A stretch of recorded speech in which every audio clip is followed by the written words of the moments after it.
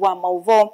Ayumbe chama cha DCP Nimamutetea Mutongoi wa chama kia Rigathi Gachagua Kumanwa na Kulikiliilwa na Ndeto ni Amwe Atongoi Silikalini Itina wake Kunengane Livoti ya Kuthima Uthukumi wa President William Ruto Nthini wa Ilungu ya Miaka ina mainena nandiki mauvo Atongoi ya Atongoi we ni mwandiki munene wa DCP John Methu nimawetaka na vandu va silikali kutungithia Livoti ya Gachagua yalete kuthinikia mathina la Gachagua unolotile unenini wake mwaka mwewe na mauvo.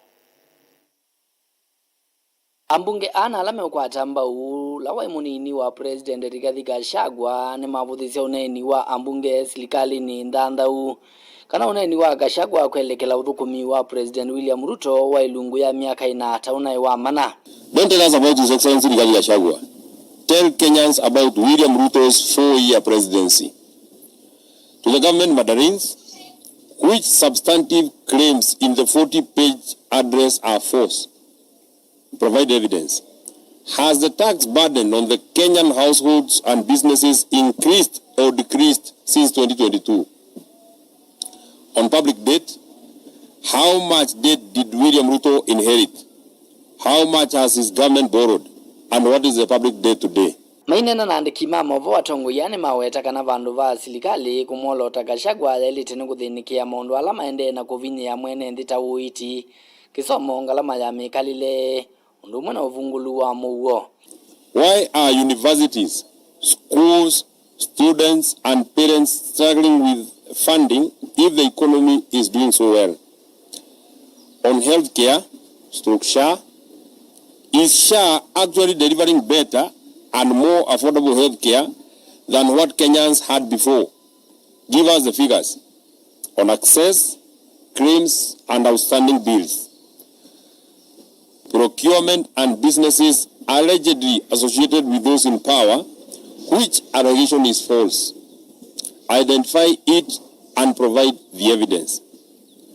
On abductions, disappearances, and killings, how many cases have been reported since 2022? How many have been investigated? And how many people have been successfully prosecuted? On the manifesto, of all the promises William Ruto made to the people of Kenya in 2022, which one, just one, which one has been delivered after 4 years? Publish the scorecard.